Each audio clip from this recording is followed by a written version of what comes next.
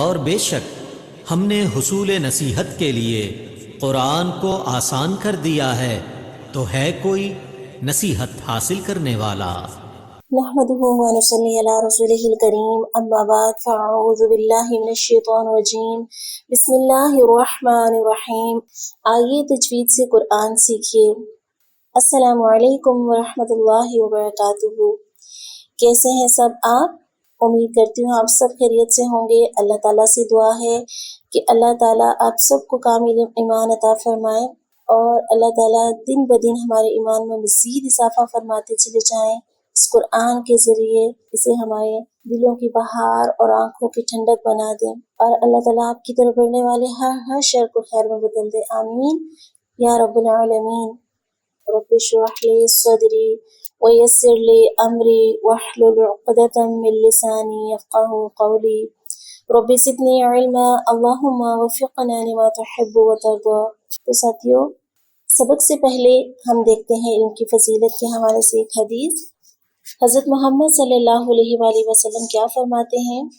سیدنا انس بن مالک رضی اللہ تعالیٰ عنہ سے روایت ہے، کہا حضرت محمد صلی اللہ علیہ وآلہ وسلم نے فرمایا، کیا تم جانتے ہو سخاوت کرنے میں سب سے زیادہ سخی کون ہے؟ صحابہ اکرام نے عرض کیا، اللہ اور اس کا رسول خوب جانتا ہے۔ فرمایا، اللہ سب سے بڑا سخی ہے، پھر تمام بنی آدم میں میں سخی ہوں، اور میرے بعد وہ شخص سخی ہے جس نے علم سیکھا اور پھر اسے پھیلایا۔ قیامت کی دن وہ آئے گا، اکیلا ہی امیر ہوگا، یا فرمایا کہ اکیلا ہی امت ہوگا۔ بہقی کی روایت ہے یہ۔ سبحان اللہ سبحان اللہ۔ دیکھیں، علم سیکھتا وہی ہے کہ جس کو احساس ہو کہ اسے کچھ نہیں آتا، اور جو یہ سوچے کہ سب کچھ آتا ہے تو وہ علم نہیں سیکھ سکتا۔ اور پھر ہمیں کیا بات پتہ چلتی ہے اس حدیث کے اندر؟ سخی اس کو نہیں کہا گیا کہ جو مال خرچ کرتا ہے، بلکہ وہ جو علم سیکھتا ہے اور پھر آگے پھیلاتا ہے، اس کو سخی کہا گیا۔ پھر آپ صلی اللہ علیہ وآلہ وسلم کا ایک بہت ہی پیارا جو ادب سکھایا جا رہا ہے، وہ کیا کہ صحابہ اکرام کو اگر کوئی بات پتہ بھی ہوتی تھی تو وہ نہیں بولتے تھے۔ آپ صلی اللہ علیہ وسلم کے ادب کے لحاظ کرتے ہوئے کہ کیا کہا جا رہا ہے کہ اللہ اور اس کا رسول بہتر جانتا ہے۔ اللہ تعالیٰ ہمیں ان ساری باتوں کو سمجھنے والا اور عمل کرنے کی توفیق عطا فرمائے، آمین یا رب العالمین۔ سورۃ البقرہ، تو نکال لیجئے سورۃ البقرہ، آیت نمبر 25۔ اعوذ باللہ من الشیطان الرجیم، بسم اللہ الرحمن الرحیم۔ وبشر الذین، واو کا مخرج دونوں ہونٹوں کی تا تمام گلائی، وبشر الذین، دال کو نرمی سے، آمنوا وعملوا الصالحات، ساتھ ساتھ دہرائیے، وعملوا الصالحات، عین کو لمبا نہیں کریں گے، عاملوا الصالحات نہیں، میجورٹی جو غلطی ہوتی ہے حرکات کو لمبا کیا جاتا ہے، اس کو اپنے کنٹرول کرنا ہے۔ وعملوا الصالحات، صاد کو پر، ہا کا مخرج ذہن میں رکھیں گے، وسطی حلق، ان، آواز ناک میں لے کے جائیں گے، نون مشدد، انا نہیں کریں گے، نون زبر الف نہ ہوتا ہے، ہمیشہ یاد رکھیے گا، نون زبر نہ۔ ان لہم جنات، ان لہم جنات تجری من تحتها الانہار، من تحتها الانہار، كلما رزقوا منها من ثمرة، سا میں سیٹی کی آواز نہیں آئے گی، سما ارا نہیں کریں گے، رو کو پر پڑھیں گے، ثمرة رزقا قالوا نہیں، ٹھیک ہے، قاف کو پر پڑھیں گے حروف مستعلیہ. قالوا هذا الذي رزقنا من قبل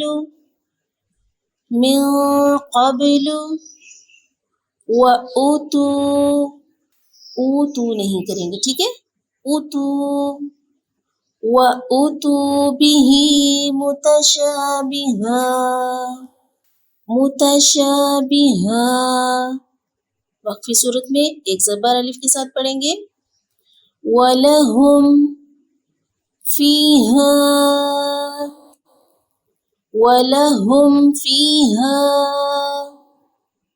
أَزْوَاجٌ زا سختی والا أَزْوَاجٌ مُطَهَّرَةٌ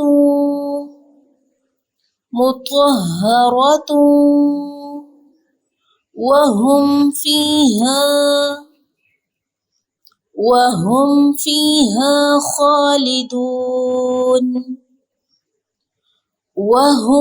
فِيهَا خَالِدُونَ. بسم اللہ الرحمن الرحیم. وَبَشِّرِ الَّذِينَ آمَنُوا وَعَمِلُوا الصَّالِحَاتِ أَنَّ لَهُمْ جَنَّاتٍ تَجْرِي مِن تَحْتِهَا الْأَنْهَارُ كُلَّمَا رُزِقُوا مِنْهَا مِن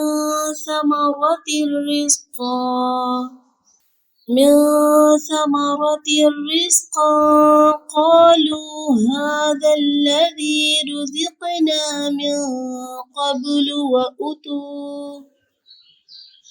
وَأُتُوا بِهِ مُتَشَابِهًا وَلَهُمْ فِيهَا أَزْوَاجٌ مُطَهَّرَةٌ وَهُمْ فِيهَا خَالِدُونَ. اب باری ہے قرآنی قاعدے کی، اور قرآنی قاعدے میں ہم دیکھ رہے ہیں مخارج، مفرد حروف بلا ترتیب.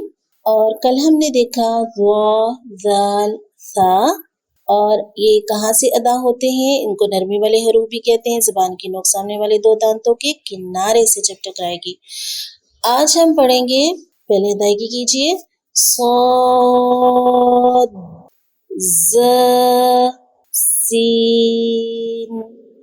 یہ تین حروف ایک ہی جگہ رہتے ہیں، اس کا مخرج ایک ہی ہے.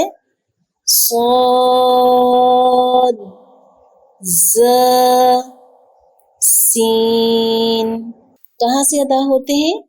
زبان کی نوک سامنے، اوپر، نیچے دو دانتوں کے اندرونی کنارے سے کیا ادا ہوتا ہے؟ صاد، ز، سین. ان حروف کو سیٹی والے حروف بھی کہا جاتا ہے، ٹھیک ہے، سیٹی والے حروف بھی کہا جاتا ہے. صاد پرہ کر کے پڑھا جاتا ہے، پر حروف میں سے ہے.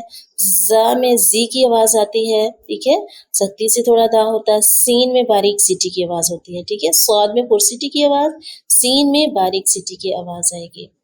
ٹھیک ہو گیا؟ تو ساتھیو یہ ہے آج کا لیسن ہمارا کمپلیٹ ہوتا ہے. الحمدللہ. اللہ تعالیٰ ہم سب کے لیے آسانیاں والا معاملہ فرمائے، آسانیاں تقسیم کرنے کی توفیق عطا فرمائے، اور اللہ تعالیٰ ہم سب کو بہترین طریقے سے قرآن پاک کو اپنی زندگیوں میں شامل کرنے کی توفیق عطا فرمائے. آمین. وآخر دعوانا ان الحمدللہ رب العالمین. سبحانک اللہم وبحمدک نشہد ان لا الہ الا انت نستغفرک ونتوب الیک. السلام علیکم ورحمۃ اللہ وبرکاتہ.